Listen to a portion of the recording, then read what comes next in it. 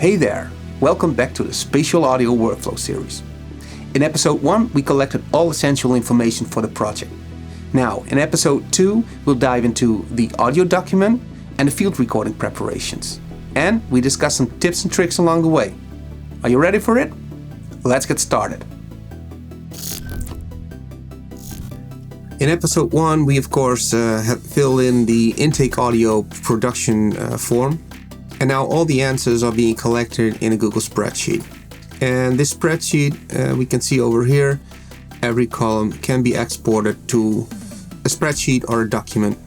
So yeah, like the audio document is automatically filled with the information submitted via the Google form.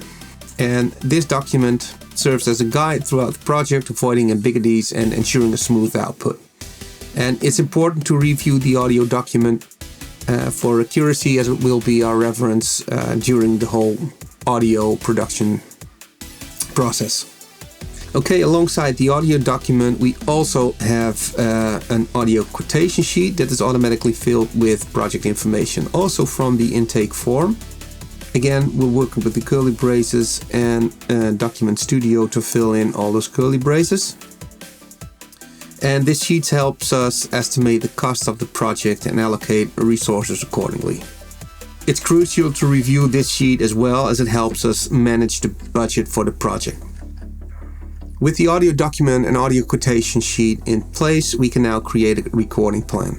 This plan outlines the equipment needed, the recording schedule, and other important details for the field recording session. Be sure to consult the audio document when creating the plan to ensure all project requirements are met. To prepare for the field recording session, we need to gather the right audio devices, such as microphones, recorders, but also batteries, memory cards, and headphones. Check all equipment for functionality and ensure batteries are charged. Scout the recording location ahead of time and make note of any potential challenges or obstacles. Communicate with team members about the recording plan and assign roles to ensure a smooth session. Check the weather forecast in advance. I use the app Windy to check the wind strength and to know which direction it's coming from. I also use the app Decibel X to make some reference pictures with data about the number of decibels. So that's it for episode 2 of our Spatial Audio Workflow series.